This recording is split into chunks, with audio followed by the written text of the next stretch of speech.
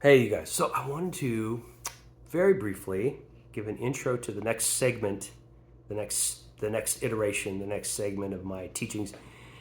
The social movement, the social change videos, I delete or not deleted. I removed from public view all of them except one because I sensed that the consciousness that I was exuding and imparting, I literally sense it having become like a saturated cloud in the atmosphere. It's like a living spiritual organism that is powerfully at work now in the communities that I sent it to, and so I know that great results are going to happen. So I'm moving on to the next from social change. Now I'm moving on to the next subject, which is angelic visitations. So the first, there are many. What I want to get into just for a few minutes here, kind of as a segue to the next 10 or 20 videos in the coming 6 months. Uh, the year was 2010. I was in Oregon. I had already understood universalism, believed it, received it, but I wasn't ready to verbalize it to other people a whole lot yet because I knew I'd have to be ready, for the spiritual warfare from the Christians. Um, I had gotten into a romantic relationship, which was not. It was very evident that we were the wrong two people for each other. My money, for the first time in many years, was about dwindled down to nothing. My health was going. Pretty much my faith. Not my faith. I was leaving traditional Pentecostal Christianity for a greater revelation.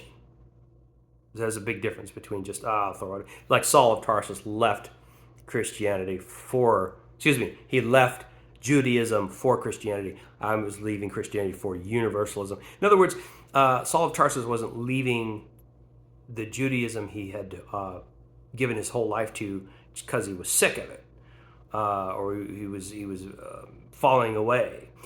It was because of a greater light that was calling him. So same thing with me. A greater light was calling me, but it doesn't take away from the extreme consternation and pain you go through in that type of transformation.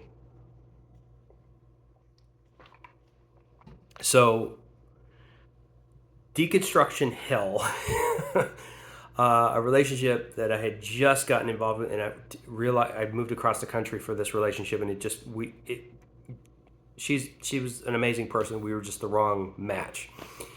Health was going, money, everything was falling. My whole life was burning to the ground. And there was this angelic presence in the corner of the house, and I felt led to just go stand next to it, and I just had a strong discernment that this was I couldn't see a silhouette, but the presence was there, and so I stood in the center of this amazing presence. It wasn't like a Holy Spirit essence. It was literally more like a being, like an angelic being that had a very specific identity and was really like this huge being. So I stood there, and the voice said to me, "This is tribulation." And I felt healed by that. Like, yes, thank you for agreeing with me. Because sometimes Christians can be like, well, just look at it in a positive light. Other people are going through worse than you. Okay, thank you for agreeing with me. That's all I needed to hear was somebody to agree. Yes, this is. So the angel said, "This is tribulation." Not like a sob story or you're a victim, but like, I agree with you. What you're going through is pure, is hellish. Okay, so the first thing the angels, and I'm imparting something to somebody right now that is going through something, or you went through something, and there's a key you're about to pick up or just did. Okay, so here the first statement was, "This is tribulation," and then the next thing it said was. And after this, you are going to teach for the rest of your life. Okay, let me say it again. I can feel the energy, the impartation exploding inside of people right now. Okay, this is tribulation. And after this, you are going to teach vibrantly for the rest of your life. So I went to what I would call a holding pattern. I had to leave the relationship. It wasn't working. I was, my health was failing. I wasn't going to be able to work for a little, I was going to need at least a month. So I went to a family member and got the rest I needed. Eventually got my finances back, got my health back, got my sense of who I am. My universalism revelation started to flower up within me. Got the social connections I needed for the next leg of the journey, and then moved to Birmingham, Alabama, and have been teaching vibrantly since then, and that was 14 years ago. So that happened, but this energetic signature of that statement where this angelic being agreed with me, yes, this really sucks, but that's the word I'm imparting to you, is to tell an angel, to tell about or talk about an angelic visitation is not just for fascination's sake. It's to pass that torch or to impart it in the way that it needs to be imparted, and only spirit leading. When the spirit leads to do that, something is going to be stirring the waters in the people that hear it. And so, yeah, just there's that presence right now. Go ahead and raise your hands, or do whatever you do to be in reception mode. Something's coming to your mind right now. Something is, an image, a word in the ear. God can speak to the ear, to the eyes. Put a specific taste of a specific food in your mouth that symbolizes something. A smell, a scent that symbolizes something that only you know what that means. A nudge, God can speak to your heart. He can make a sensation happen to a certain part of your body that only you know what that would signify to you. Or something in a dream interpretation class, they said, well, this means this, So gematria, like for me, the number 702, when I see the number 702, I am quickened, my spirit is quickened, or it's a life-giving spirit, because 702 is the gematria or Hebraic numerical value for the for the word emerald. BRQT. That's the Hebraic word for emerald. And then you put the H at the end as, Baraketh. 702 is this numerical value.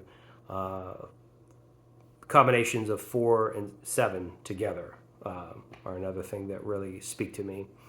And so whatever you have ingrained in your mind as symbolism, nothing means anything. It only means something to you personally. And when it means something to you personally, kind of like certain songs on the radio that remind you of who you were dating in high school or an event that took place, that's an atavism. That's a resurgence of something from the past. But this is more like a resurgence of your future self.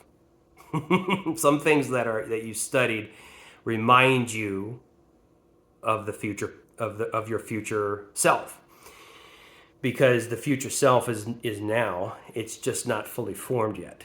The future self is now. It exists right now inside of you. It just hasn't fully unfolded. The flower exists now in maybe a rose seed. Well, the rose exists. It just hasn't maybe flowered up yet.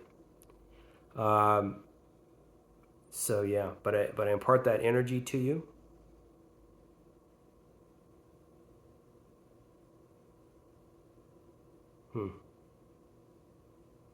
So here's a meditation picture, a short ladder in front of you.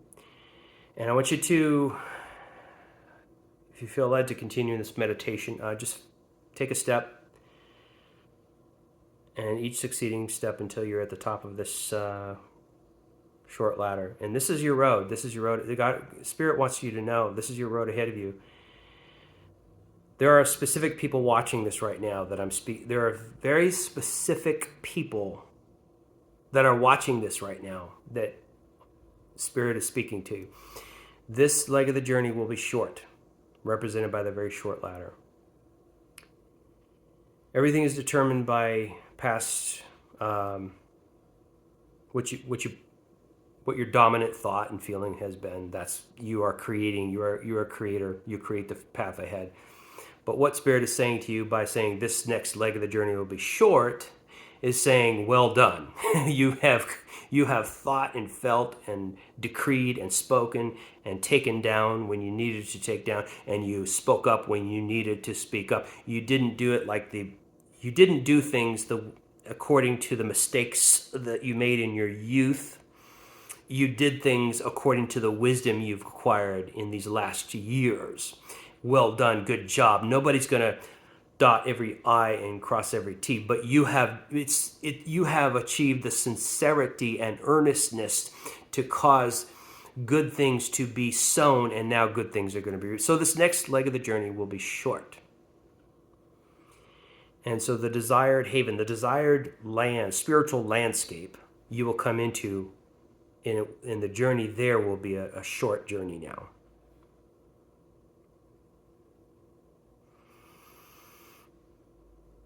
See, the journey is really long when we are sowing a bunch of, we might be fasting and praying, going to conferences, shouting hallelujah when we are getting down and keeping above it all, but at the same time sowing a bunch of really bad crap too. That makes the journey really long. But when the journey is short, when we've kind of honed in on exactly who we are, exactly what our intention is, we know exactly what we want, and from a more mature place. And humanly, we're still a bit fragile. It's just the nature of being human. But your intent, through the power of Spirit, is a superpower. And so, just as that angel spoke to me that, yes, this is what you're going through, but as a springboard for the future you. And that future me started to manifest within, in that case, 6 to 7 months. That was a short journey to that point. And then have just been, I didn't work a day in my life since then, because everything I've done, prophetically decreeing into people's lives, discipling people, all the teachings was all done because I really enjoy it, and it was an overflow of my own fulfillment. And so, entered the best years of my life. Hear the sound of you entering the best years of your life. Hear what it sounds like. Listen to the version of you that speaks accordingly. Listen to the version of you that says, yep, these are the best years of my life. Hear what that sounds like for you and step into it.